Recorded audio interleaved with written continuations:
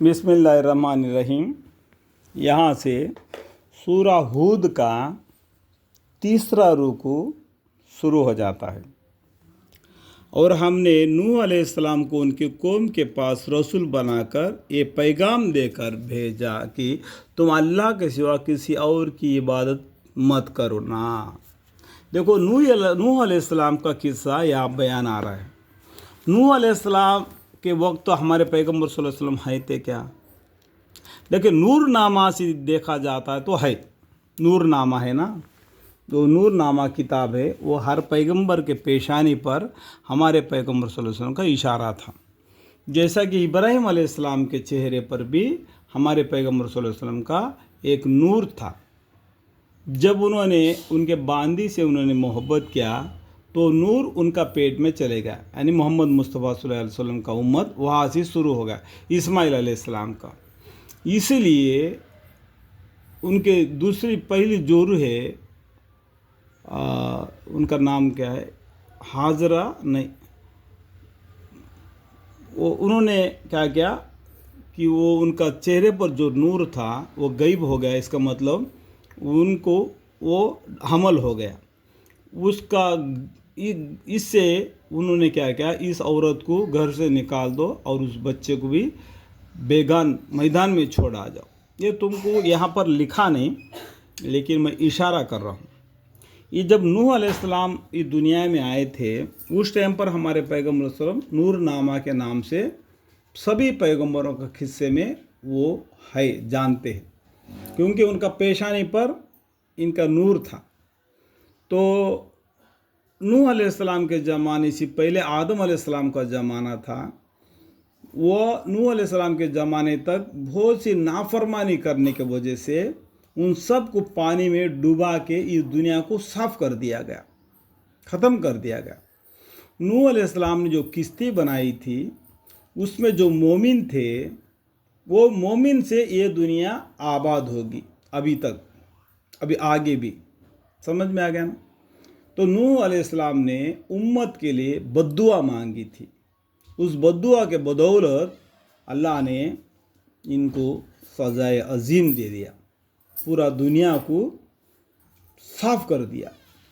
हमारे पैगम्बर सल्लल्लाहु अलैहि वसल्लम को भी लोगों ने बहुत सी एज़ा दिए, यहाँ तक मुश्किल हो गया तबलीग करना भी छोड़ देंगे, क्योंकि ये लोग ऐसे ऐसे बातें कहते हैं बोल के उनका दिल में यहाँ तक महसूस हो गया कि जितने पैगंबरों को जितना तकलीफ़ नहीं दिया गया उतना तकलीफ़ हमारे पैगंबर को दिया गया। फिर भी उन्होंने उम्मत के लिए कभी भी कोई भी हदीस में हो बद्दुआ नहीं दिए। अगर बद्दुआ देव करके फरिश्ते भी आके बोलते तब भी ये लोग बोलते कि मैंने दुनिया के लिए रहमतुल लिल आलमीन करके आया हूँ, इनके लिए अजाब मैं क्यों मांगूं।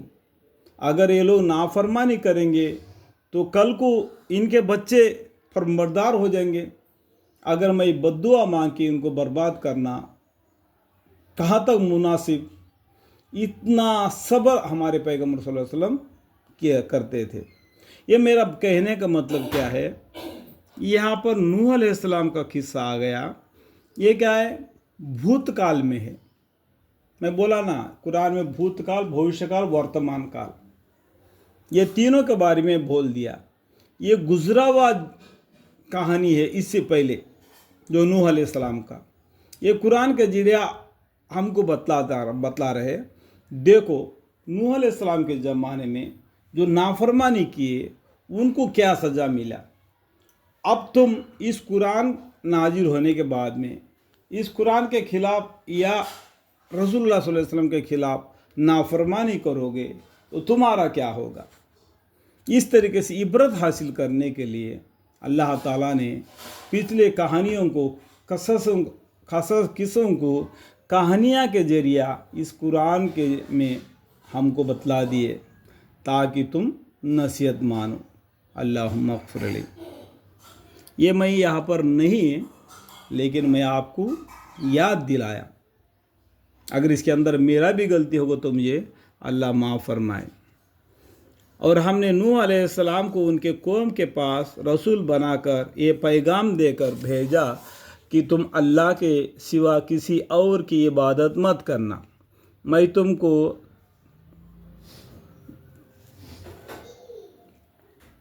دوسروں عبادت غیر کے دوسرے در صورت عبادت غیر کے یعنی اللہ کو چھوڑ کر غیر کی عبادت کرنا صاف صاف ڈراتا ہوں۔ میں تمہارے حق میں ایک بڑے تکلیف دینے والے دن کے عذاب کا اندیشہ کرتا ہوں۔ دیکھو نوح علیہ السلام نے بھی بولا بڑے دن کیا ہے؟ قیامت کا دن۔ ان کی قوم میں جو کافر سردار تھے وہ جواب میں کہنے لگے کہ ہم تو تم کو اپنی ہی جیسا آدمی دیکھتے ہیں اور تمہارا اتباع انہی لوگوں نے کیا ہے جو ہمیں بالکل جہیل ہے، یعنی کمزور ہے، پیسے سی یا مال سی، ان لوگوں نے تمہارے پر ایمان لایا، ایسا کر کے جو پیسے والے گھمنڈی سی باتیں کرنے، جن کی عقل اکثر خفیف ہوتی ہے، اللہ مغفر، پھر وہ اتباع بھی محض سری رائے ہوئی ہے، اور ہم تم لوگوں میں یعنی تم میں اور مسلمان میں کوئی بات اپنے سے زیادہ بھی نہیں پاتے، بلکہ تم کو بالکل جھوٹا سمجھتے ہیں۔ ایسا ان کی قوم نے نوح علیہ السلام کو الٹے جواب دے دیا۔ تو نوح علیہ السلام نے فرمایا، اے میری قوم، بھلا یہ تو بتلاؤ کہ اگر میں اپنے رب کے جانب سے دلیل پر قائم ہوں جس سے میرا نبوت ثابت ہوئی تھی ہے اور اس نے مجھ کو اپنے پاس سے رحمت یعنی نبوت عطا فرمائی ہے، پھر وہ نبوت یا اس کی حجت تم کو نہ سوچتی ہو تو میں کیا کروں؟ اللہ کے طرف سے حکم جو میں آپ کو پہنچا رہا ہوں آپ کو سمجھ میں نہیں آ رہا ہے تو میں کیا کر سکتا؟ مجبور ہوں۔ کیا ہم اس دعوی یا دلیل کو تمہارے گلے مٹا دے اور تم اس کو نفرت کیے چلے جاؤ، یا اللہ کے حکم تمہارے کانوں تک پہنچا رہے پھر بھی تم نفرتی کرتے جا رہے ہو؟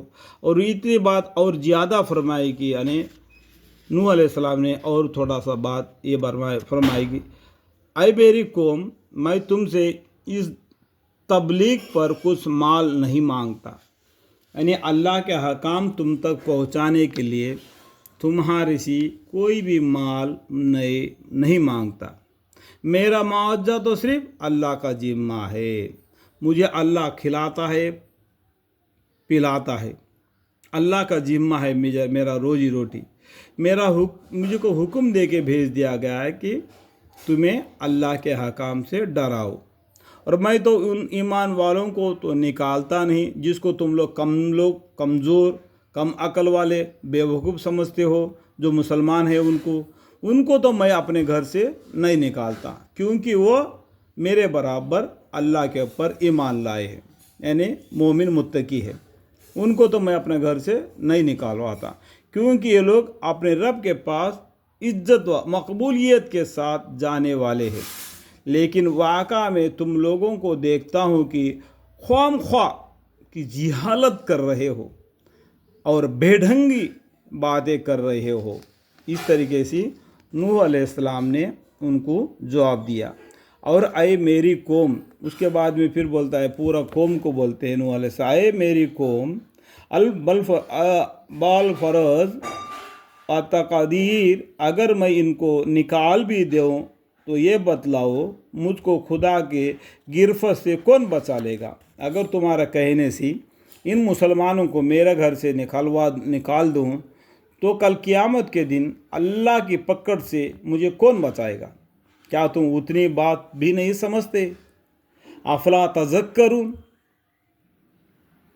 اور میں تم سے یہ نہیں کہتا کہ میرے پاس اللہ کے تمام خزانے ہیں، اور نہ میں یہ کہتا ہوں کہ میں تمام غیب کی باتیں جانتا ہوں، اور نہ یہ کہتا ہوں کہ میں فرشتہ ہوں، اور جو لوگ تمہاری نگاہوں میں حقیہ ہے میں ان کی نسبت تمہاری طرح یہ نہیں کہہ سکتا کہ اللہ تعالیٰ ہرگز ان کو ثواب نہ دے گا۔ جو اللہ پر ایمان لائے ان کو ایسا بات میں نہیں کہہ سکتا کہ اللہ ان کو ثواب نہیں دے گا. اللہ جن کو اللہ پر ایمان لائے ان کو اتنا ثواب ضرور دے گا جتنا انہوں نے نیک کیے. ان کے دل میں جو کچھ ہو اس کو اللہ ہی خوب جانتا ہے. ٹھیک ہے. میں تو اگر میں ایسی بات کہہ دوں تو اس صورت میں ستم ہی کروں. ایسا غلط بات میں اگر کہہ دیتا تو وہ میرے لیے وبال جان ہوگی، ستم. وہ لوگ کہنے لگے کہ اے نوح علیہ السلام تم ہم سے بحث کر چکے. نوح علیہ السلام سے ان کی قوم نے بتایا آپ نے ہمارے سے بہت ہی باتیں کر چکے، پھر بحث بھی بہت کر چکے، سو اب ہم بحث نہیں کرتے، ہم تمہارے سے بات چیت نہیں کر سکتے، کیونکہ ہمارا کہنا ایک ہے آپ کا کہنا ایک ہے. جس چیز سے تم ہم کو دھمکیاں کرتے ہو کہ عذاب آ جائے گا، تم ڈرو، اللہ پر ایمان لاؤ، اللہ کے حکام کو مانو، اس طریقے سے تم ہم کو بتاتے ہو تو دھمکی دیتے ہیں نا، وہ دھمکی کو لاؤ، وہ عذاب کو لاؤ، ایسا جلدی بازی کرنے لگے. انسان ہے نا بہت جلدی بازی سے پیدا ہوا ہے، اس کے پاس صبر کمی ہے. وہ ہمارے سامنے لے آؤ اگر تم سچے ہو، اللہم اغفر لی. انہوں نے فرمایا کہ اللہ تعالیٰ بشرطیق اس کو منظور ہو تمہارے سامنے لائے گا. اللہ کو منظور ہوگا تو وہ عذاب تمہارے سامنے لائے گا، اور اس وقت پھر تم اس کو عاجز نہ کر سکو گے. جب اللہ ایک مرتبہ تمہارے پر عذاب دینا چاہے گا اس ٹائم پر تم کتنا بھی چلائے ہوگے، کتنا بھی اس کو روک نہ سکو گے، روک نہیں سکو گے. اور میرے خیر خواہی تمہارا کام نہیں آ سکتی. ابھی تو میں تم کو اچھی چیز کے طرف بلا رہا ہوں، جب ایک مرتبہ عذاب آ گئی تو میری خیر خواہی تمہارے کام نہیں آ سکے گی. میں تمہارے کیسا ہی خیر خواہی کرنا چاہوں، ایک مرتبہ اللہ کے عذاب آ گیا تو میں کچھ بھی نہیں کر سکتا، کیونکہ اللہ بڑا ہے، وہ جو چاہیے وہ کرتا ہے. اس ٹائم پر کوئی کسی کی ہمت نہیں ہوتی کہ اللہ کے حکام میں دخل دے. اس طریقے سے نوح علیہ السلام نے اپنے قوم کو سمجھایا، جبکہ اللہ ہی کو تمہاری گمراہ کرنا منظور ہو، وہی تمہارا مالک ہے اور اسی کے پاس تم کو جانا ہے. ایک اللہ وہی ہے، اسی کے پاس تم کو جانا ہے. تم غیروں کو عبادت کر کے شرک میں مبتلا مت ہو جاؤ. کیا یہ لوگ کہتے ہیں کہ انہوں نے یعنی محمد صلی اللہ علیہ وسلم نے نوز باللہ یہ قرآن تراش لایا ہے. یہاں پر کیا نوح علیہ السلام کا قصہ ختم ہو گیا واضح. اس کے بعد میں ہمارے پیغمبر صلی اللہ علیہ وسلم کے بارے میں بولتے ہیں یہ لوگ بولتے ہیں کہ یہ قرآن کو ہمارے پیغمبر صلی اللہ علیہ وسلم نے اپنے طرف سے تراش لایا ہے. یہ آیت کو دوبارہ پڑھتا ہوں. کیا یہ لوگ کہتے ہیں کہ انہوں نے یعنی محمد صلی اللہ علیہ وسلم نے نوز باللہ یہ قرآن تراش لایا ہے؟ آپ جواب میں فرما دیجیے کہ اگر بالفرض میں نے تراشا ہوگا تو میرا یہ جرم مجھ پر عائد ہوگا اور تم میرے جرم سے بری الزام رہو گے. اگر میں ایسا غلطی کیا ہوگا تو اس گناہ میں مبتلا ہوں گا، تم مبتلا نہیں ہوگے. یہ اللہ کی طرف سے بھیجا ہوا کلام ہے. اللہ نے جبریل علیہ السلام کے ذریعہ اس قرآن کو محمد صلی اللہ علیہ وسلم پر نازل فرما دیا. یہ قرآن تا قیامت تک کے لیے، یہ پورے جہان والوں کے لیے نور نامہ ہے، ہدایت نامہ ہے. اور محمد مصطفیٰ صلی اللہ علیہ وسلم قیامت تک کے لیے پیغمبر ہے. ان کے بعد میں کوئی پیغمبر نہیں آئے گا. یہ لکھا کا ہے 202 پارے میں لکھا ہوا ہے. ٹھیک ہے. اور عیسیٰ علیہ السلام آئیں گے، لیکن ان کا کچھ کام دنیا میں باقی ہے. وہ दुनिया से उठा जाने से पहले ही बताए थे। अभी मैं बहुत कुछ तुमको समझाना बताने का है, लेकिन अब तुम समझने के लायक नहीं, इतना दिमाग तुम्हारे पास नहीं जो मैं बोलता हूँ वो तुम समझ सको। मेरे बाद में एक पैगंबर आएंगे, उनका नाम मुबारक अहमद सल्लल्लाहु अलैहि वसल्लम होगा। देखो ये चौथे 5 मरतबा अहमद करके आया, 4 मरतबा मोहम्मद करके आएगा। ईसा अलैहिस्सलाम ने क्या फरमाया, अहमद सल्लल्लाहु अलैहि वसल्लम आएंगे, वो तुमको समझाएंगे। जितना दिन वो दुनिया में रहेंगे, जब बाद में वो दुनिया से पर्दा लेंगे। क़यामत के दिन मैं दोबारा क़यामत का निशानी बन के दुनिया में आऊँगा। जो समझाने का है मैं समझाऊंगा तो आप लोगों को, लेकिन मैं पैगंबरी बन के नहीं आऊँगा।